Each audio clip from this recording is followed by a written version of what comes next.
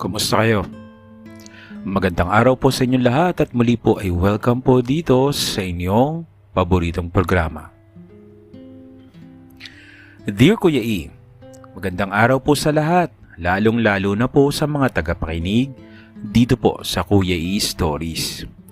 Itago niyo na lamang po ako sa pangalang Aldrich, isang ordinaryong call center agent na pangkaraniwan ay tahimik lang sa trabaho at sa paligid. Hindi ko inaasahan na isang simpleng gabi sa opisina ang magdadala sa akin sa kakaibang sitwasyon na may halong misteryo at pag-uusisa.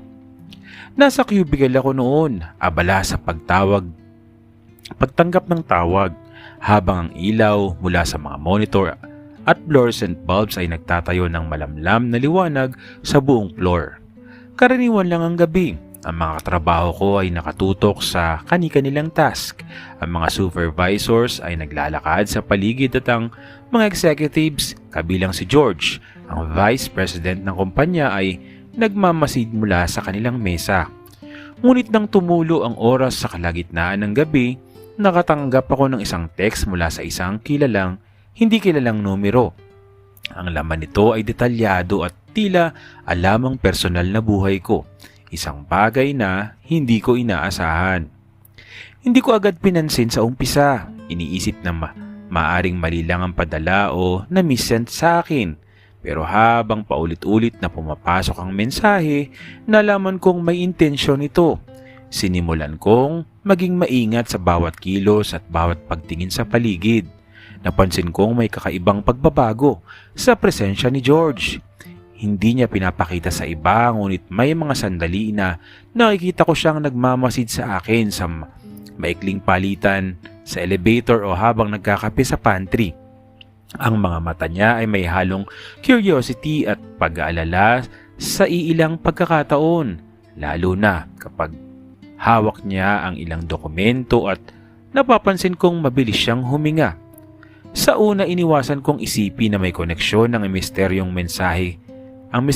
mensahe kay George, pero nang minsan nagkatinginan kami sa pantry, ramdam kong tensyon.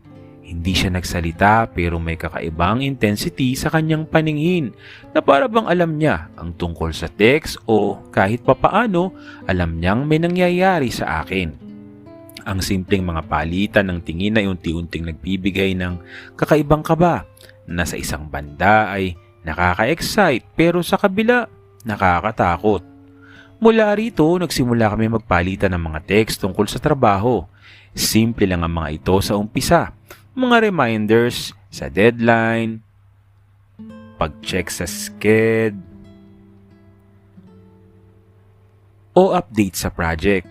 Pero sa bawat mensahe, nadarama ko ang pag-iingat at ang konting pangangalaga. Parang may lihim na kasunduan kami na hindi sinasabi sa iba. Nalaman ko na sa bawat text, kahit walang halatang emosyon, may unti-unting koneksyon na nabubuo. Sa isang pagkakataon, habang nag-aayos ako ng system sa cubicle, lumapit si George at tahimik na nagtanong, "Aldrich, ikaw ba ang nagpadala nito?" Medyo napatigil ako, hindi dahil sa kabalang kundi sa takot na baka mali ang hinala ko. Sagot ko, "Hindi po, VP George, pero sigurado akong may dahilan ng mensahe." Napansin ko ang bahagyang pag-relax ng kanyang mga balikat. Ang usapan namin ay mabilis na natapos pero may naiwan na kakaibang tensyon at curiosity sa pagitan namin. Sa mga sumunod na araw, unti-unting nakilala ko si George sa labas ng opisina. Hindi siya palaging nasa harap ng ibang empleyado, pero sa mga private na pagkakataon, nakita ko ang kanyang pagiging maingat at attentive. Ang bawat lihim na palitan ng text ay nagiging oportunidad para mas makilala ang tao sa likod ng posisyon. Nalaman ko ang kanyang pagiging VP ay may dalang pressure. Pero may mga pagkakataon na siya rin ay nangangailangan ng support at pag-intindi. Minsan, habang inaayos ang conference room para sa isang meeting, nakakita ako ng halong kaba at pag-aalala sa kanyang kilos. Hindi niya ito pinapakita sa iba, pero para sa akin, malinaw na ramdam ang tensyon. Naalaman ko na ang misteryosong mensahe ay parang nagbigay daan para sa kanya na lumapit sa akin sa paraang hindi niya kayang gawin sa ibang empleyado. Hindi ko alam kung sino ang sender ng text o kung paano nagkakaroon ng ganitong pagkakataon sa opisina, pero natutunan kong ang hindi inaasahang pangyayari ay pwede ring magbukas ng pintuan sa koneksyon na higit sa trabaho. Ang mga text at palitan namin ay nagbibigay daan sa mas malalim na pangunawa sa bawat isa. Sa bawat update sa trabaho, private na chat, nadarama namin yung pagkakaroon ng kasama sa gitna ng abala at stress ng opisina. Sa bawat lihim na sandali, lumalapit kami sa isa't isa na dahan-dahan, tahimik at may halong kaba.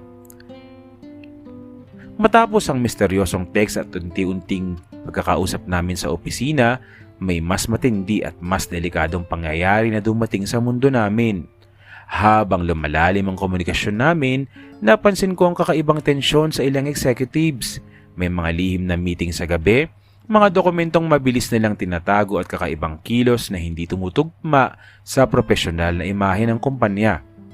Sa isang pagkakataon, habang nag-aayos ako ng report sa cabinet room, nadiskubre ko ang dokumento na may koneksyon kay George. Nakita ko ang pangalan niya sa ilang transaksyon na hindi malinaw at naramdaman kong may nakataya. Hindi lamang kanyang reputasyon, kundi pati ang seguridad namin. Hindi ko inisip na lumayo o magpanggap na walang nangyari. Sa halip, nagdesisyon ako Kuya E na tulungan siya. Alam kong may tiwala siya sa akin at sa kabila ng panganib, naramdaman kong may obligasyon akong ipagtanggol ng integridad ng kumpanya namin at protektahan ang mga tao sa likod ng posisyon. Ang mga araw ay naging mas maingat at mas nakaka-stress. Sinusubaybayan ko ang bawat kilos at galaw ng mga taong maaaring may bahid ng iligal na gawain. Bukod dito sa bawat lihim na kwentuhan sa elevator, sa pantry o kahit sa mga maikling break sa opisina, nagkaroon kami ng maliit na sandali ng pagtitiwala. May mga oras na pareho kami ni George na tahimik na meeting, pero ramdam ang mutual understanding sa pamamagitan ng simpleng pagtingin o kilos. Halimbawa, habang nagbabahagi ng updates si George sa board, pinaparamdam niya sa akin na kailangan niyang suporta at hindi niya kailangang harapin ang lahat mag-isa. Sa mga sandaling yon, ang relasyon namin ay unti-unting lumalalim. Hindi lang sa damdaming romantiko, kundi sa pakikipagtiwala sa isa't isa bilang tao. May pagkakataon na halos matuklasan kami ng ibang empleyado habang tinitingnan ang dokumento. Humawak ako sa kamay ni George ng tahimik sa gilid ng cabinet at sinabing, "George, di mo kailangang harapin itong mag-isa." Tahimik siyang huminga at sa tingin ko, ramdam niya ang sincerity sa boses at galaw ko.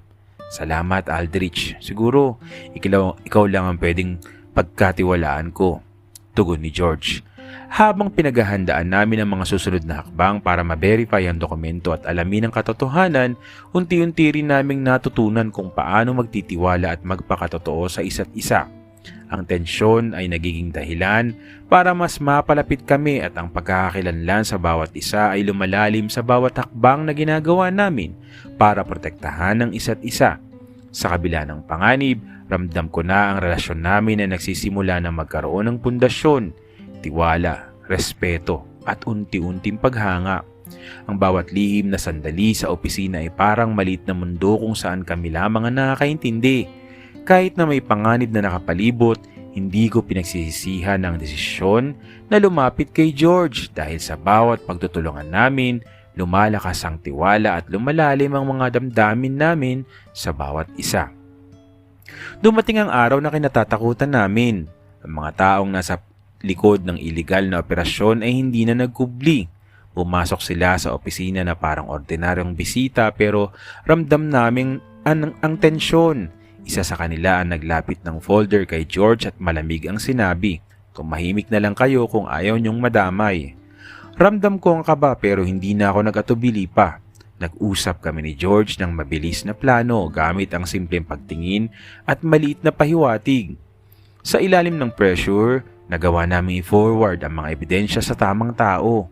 Habang abala ang grupo sa pananakot, nag-text si George sa contact sa security department. Ilang minuto lamang, pumasok ang mga gwardya at nahuli ang ilan sa mga sangkot. Ang kaba ko ay halos hindi ko naitago, pero sa sandaling yon, ramdam ko ang tibay ni George. Hindi siya nagpatinag kahit siya mismo ang target ng pananakot. Pagkatapos ng gulo, nagkaroon kami ng pagkakataon na mag-usap ng masinsinan sa opisina ni George. Wala na ang tensyon ng mga papeles at banta. Ang natira na lamang ay katahimikan at bigat ng mga damdamin namin. Humarap siya sa akin at nagsalita, "Aldrich, salamat. Kung wala ka baka matagal na akong bimigay. Ngayon, hindi ko na kayang itago. Gusto kong malaman mo na mahal kita."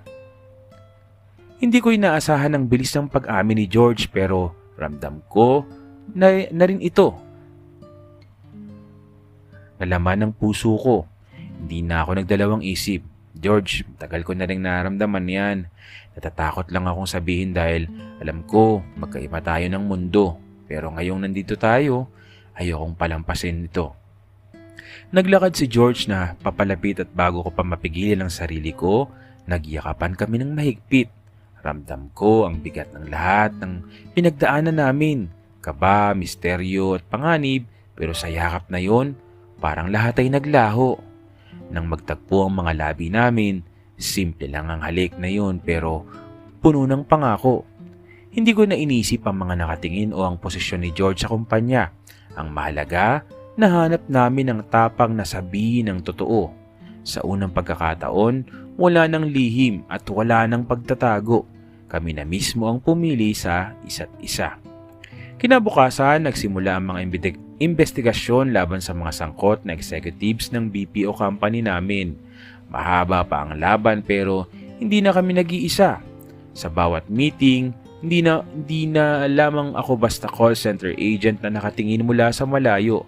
Ako ang taong kasama ni George sa bawat takbang at siya naman ang taong handang protektahan hindi lang ang kumpanya, kundi pati ako. Kuya E, hanggang dito na lamang po. At maraming salamat po sa inyong tiwala sa aking kwento. Ang inyong lingkod, Aldrich. Ayun, may niresolbang problema at ayun, nagka-developan dahil doon. Pangyayari talagang mga ganito. Well, maraming salamat sa iyo, Aldrich. At muli po, maraming salamat po sa patuloy na sumusubaybay, sumusuporta dito lamang po sa inyong paboritong programa. Maraming salamat po sa inyong lahat.